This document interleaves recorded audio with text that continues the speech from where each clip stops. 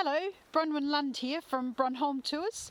I'm on the island here with my very good friend Kerry, and we're going to do a bit of a walk and talk with Kerry about how it is to move and then live on Bornholm. Today we're actually on the northwest side of the island, just standing north of Haslehavn or Hasle Harbour. And we're actually going to walk up the coast and find a mysterious cave.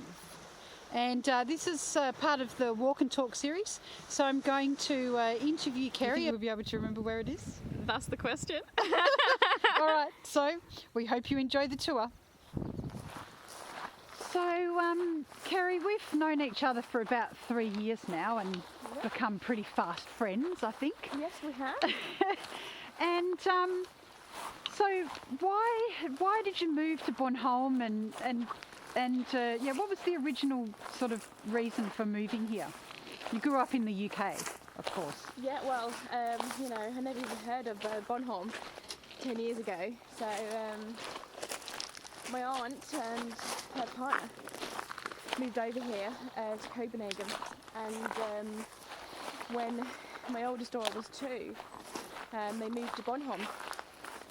And we came over thinking, well, at first we thought it was a little town near Copenhagen, but it was actually an island. So we thought it was quite exciting.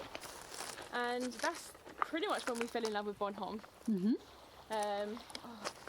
Very scenic. You just get a great feeling of, a good community, family life. And I think it comes as a whole package over here. And I think if you've got children, the kids have so much more freedom over here, where we don't have as much over in the UK. Right, okay. Just, getting themselves to and from school at such a young age, Mm-hmm. To be able to have that freedom as well, I think it's just fantastic. It gives the children a bit more maturity and responsibility, and I can't knock it at all. Right, and so how's it been the last 3 years living on the island? Have there been any sort of specific challenges, or what's it sort of been like to actually make a life here on the island?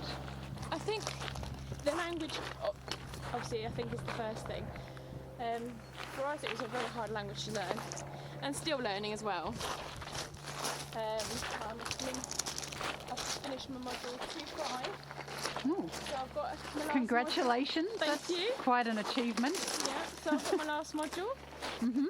And so is my husband Dale. He's got his last module. So it's quite exciting. And the one big challenge we had was sort of getting our CPR number, which is our national health number. Yep. We had this job through a few hoops to get that. Yeah. To prove that we want to live here and stay here. So how about the social experience here on the island? I know you've got daughters in school and kindergarten here. Yeah. But how's it been socially to create a friendship group and get that part of life happening again? It has been a little bit difficult. I mean, I find that Danes are quite well knitted with each other. Yeah. Mm-hmm. And getting into social groups is quite difficult. So I've just literally had to sort of, get myself out there, to knitting groups and social events. Yeah. And just talking. Yep. I think you'll find now that you're really getting the hang of the language, that will probably change a few things because it's basically the language barrier and not being able to sort of communicate in the Danes' natural environment of speaking Danish, even though of course the Danes are very, very good at English on average. Ah, the cave. Yes. So here we are. Remembered where it was. And you've actually crawled into this cave, haven't you, Kerry? We have, indeed. And how far back does it go? I would say at least 10 metres. At least 10 metres. Yeah. And what's the theory behind this cave? Like, why is it here? Is it a... That has a lot of mystery. Mm-hmm. So it could be a smuggler's cave. Yes. Or they say in natural causes. You know, it's eroded by time. But I personally think it's too man-made to believe it's natural causes. There's other stories where you've got if I pronounce it correctly, Kullabulla. Ah, and what's Kullabulla? Well, this little cute thing here is the famous Bornholm gnome. Ah, right, or okay. goblin, as some may say. Mm-hmm. And I think it's quite cute, personally. Yeah. And he causes mischief to all the naughty children across Bornholm. Okay, I so see. you can use him if you don't behave. Yep. Kullabulla will come. Ah. So is it a theory that this cave might Yes, have been might be the where he Kullabulla lives? caves. Yes. I see. With his... Well, he's yes. With his partner. And with his little girlfriend there. Yeah, I think it's Kullabella. Yeah. She's called. Or So can't quite read the writing. gorgeous couple here. Yeah. So there's, you have to make up your own mind on this story. Yeah, about what's going on Yeah. with that cave or tunnel or whatever Yeah. it is. So, very good. All right, so we'll just head back up now, and we've got some lovely sunshine today. Actually, it is a beautiful day, and it's lovely and calm. So the other thing, of course, about moving to a new place and getting settled in is how to generate an income. Yes. And you've actually started your own business on the island, which is great. Just can you just talk us through that a little bit? How that's come to pass? Well, last year in the summer, I went to the UK to do a few beauty courses in eyelash extensions, lash lift, threading, and tinting, because I wanted to start a small business up here that I could work from home or work around family. Yep. Which I think is really important to me. So I think, well, to most families it's quite important. So I started up, then I went on a hunt to find somewhere that I could rent. Yes. And managed to find somewhere in focus. A lovely little glass room at the hairdressers. And that's in nexø, right? Yes, next to, yeah. And so you've set your business up there. Yeah. And how's it going with, developing your clients and, getting it off the ground? Well, you just have to put yourself out there, I think. Yeah. That's the biggest thing, especially on an island. I'm from a city, so it's where it's much easier. Yeah. But on an island, it can be a little bit difficult, I found. So you really have to sort of push yourself out there.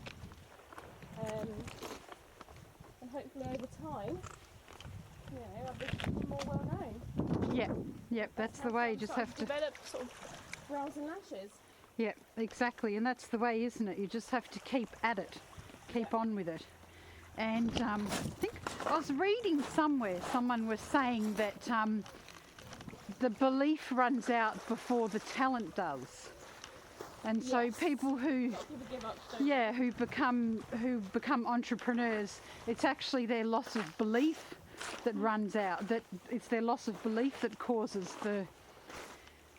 it. It's not actually the fact that they can't do it. It's just that they must keep pushing on, and you need to give it 3 to 5 years to sort of get to a real success level, where you get to the stage where you have a really good business going.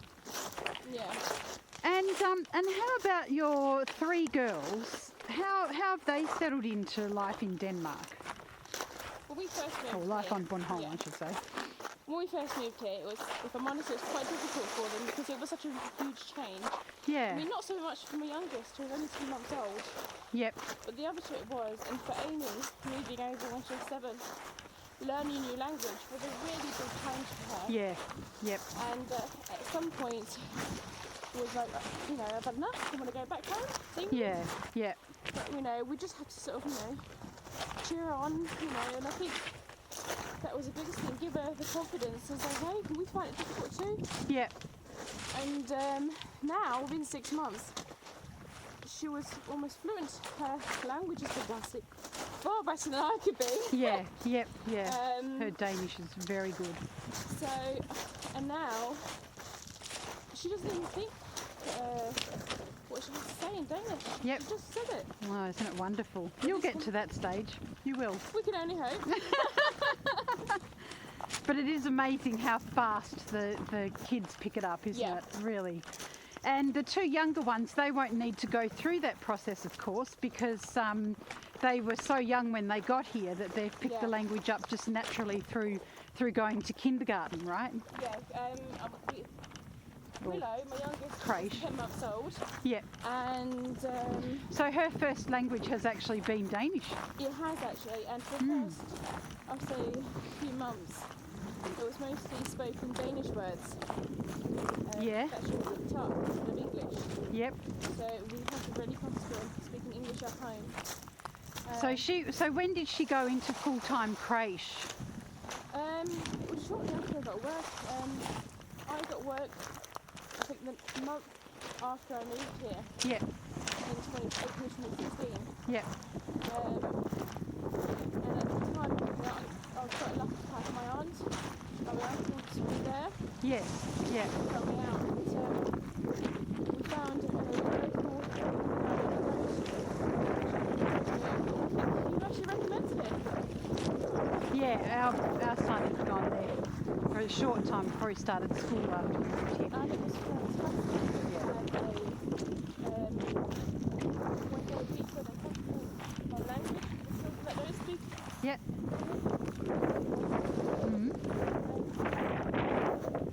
I can't really fault it, to be honest. No. Well, I think we might end the tour here, Kerry, because it's such a lovely spot. Do you want to just wrap it up and... Thank you for spending the time listening to my story. Hope you enjoyed it and have a nice day.